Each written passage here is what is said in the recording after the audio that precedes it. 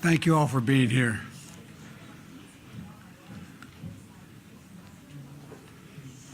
When the press stops doing verbal interviews, we'll get going.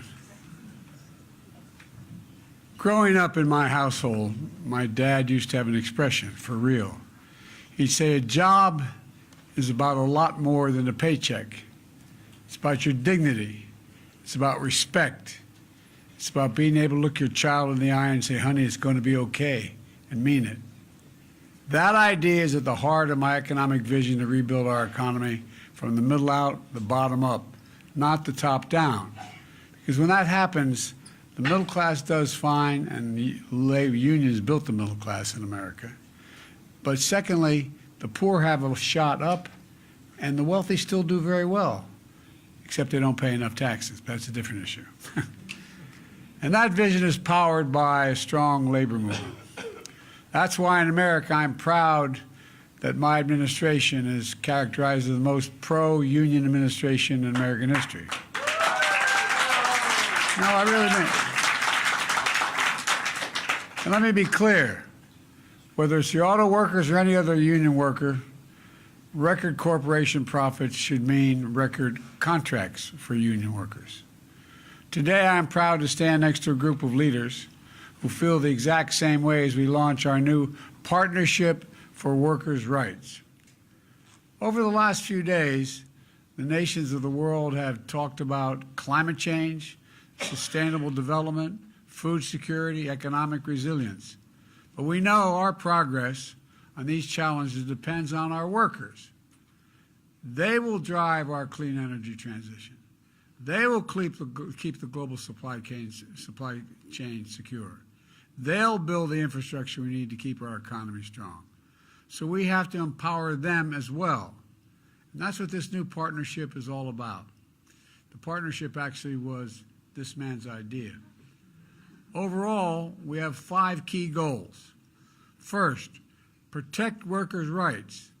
That means ending forced labor, ending child labor, ending worker exploitation, which is far too common around the world. A step toward this goal will work with leaders around the world to make sure that the Director General of the International Labor Organization, who's here with us today, to ensure that workers not only know their rights, but also have the tools to exercise their rights. The second goal is to promote a safe and decent work. That includes ensuring countries and companies are held accountable for the impacts of their investments on workers' health, workers' wages, and workers' rights. And the third element of this is we will advance a worker-centered clean energy transition. Folks, as I've told labor from the very beginning, when I think of climate change, I think of jobs. Jobs.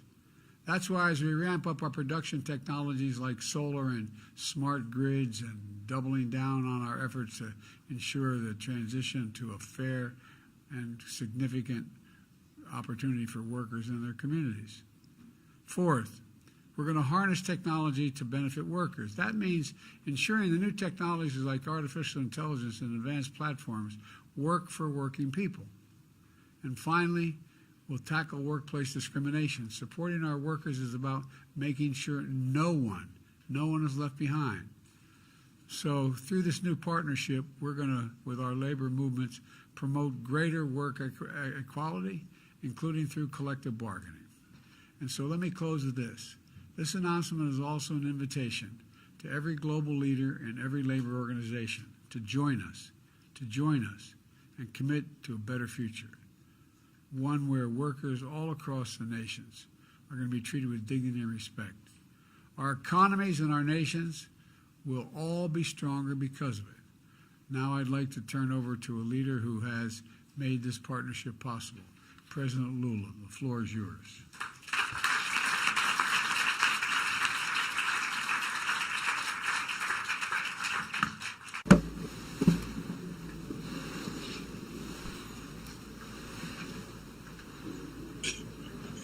Well, first of all, I would like to greet President Biden and to say to President Biden, can you hear me, President Biden? This is a historical moment for Brazil and for the U.S. President Biden, can you hear me? You can? Yes, good. And so there's the U.S. delegation that is here with me. I'd like to greet my wife that is also here. I'd like to greet the Brazilian trade unionists that came to my invitation by my labor minister, and I also like to greet the U.S. trade union leaders that are here, which we always had a very good relationship, an extraordinary relationship with the U.S. labor movement. Well, first of all, I have the happiness to share with President Biden this partnership for workers' rights. And I'm very much honored with the presence of our brother Gilberto Gbombo, Director General of the International Labor Organization, and my brother Luiz, the Labor Minister of Brazil. And I also like to greet the participation of the main leaders of the American Federation of Labor and other labor organizations in the U.S., in which I owe them a lot of I'm very grateful to them, because in many difficult moments that we had in Brazil, the U.S. labor movement showed solidarity, provided solidarity to us, to the Brazilian labor movement. When I joined the trade union activities a long time ago, I would never imagine that I would become the president of my country, and I would never could imagine to be side by side the President Biden, side by side the Director General of ILO, discussing the creation of decent work policy and partnership to improve the lives of the poor workers, especially in this digitalized world where artificial intelligence speaks much more powerfully than the worker's voice. So this is a moment of great, that I'm very grateful. We know what happened with the neoliberal politics in the world. The fact of the matter is that we have today more than 2 billion workers that are in the informal sector, according to ILO.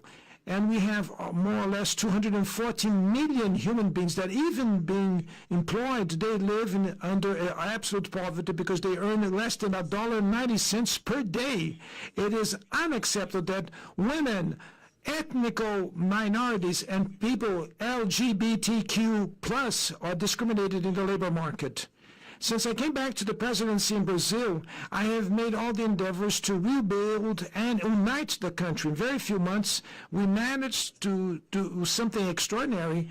We have already created, in the first 8 months of my terms, 1,200,000 formal works with job contracts. The minimum wage came back to growth above past inflation. 80% of the collective bargaining negotiations have readjustments above past inflation, 80%.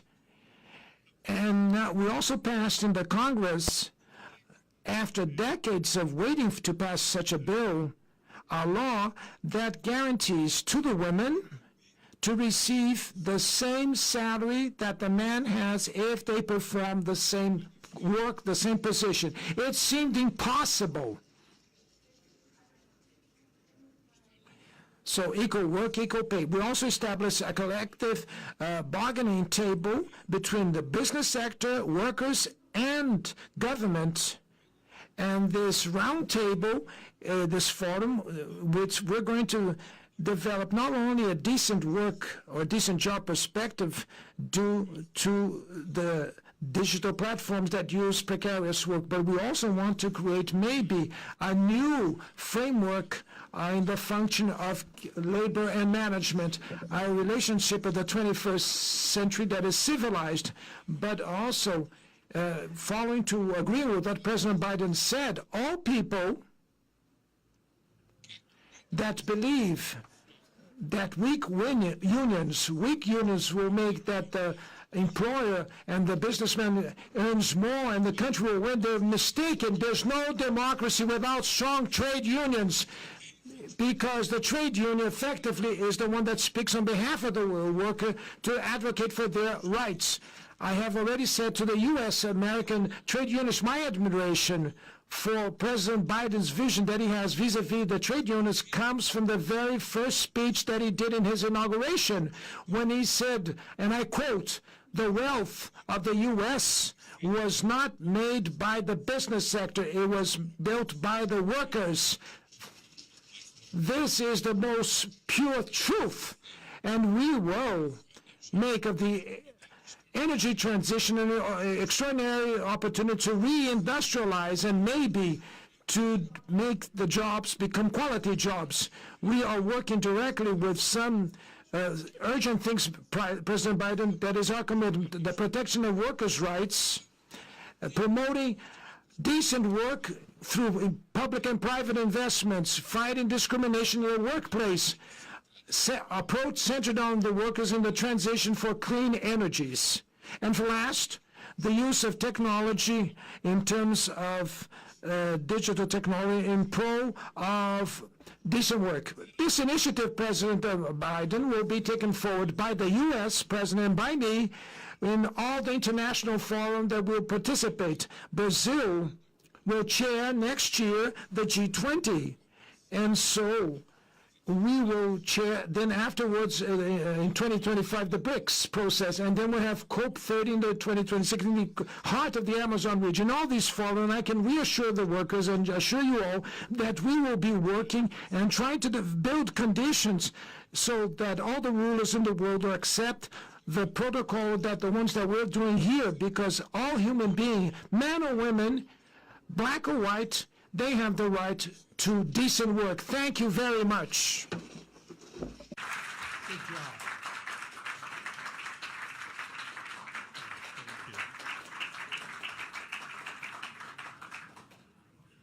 Mr. President, from ILO perspective, it's quite a historical moment to have two of the most influential leaders together launching this initiative, knowing how close the workers' rights, the workers' well-being is for both President Biden and President Lula.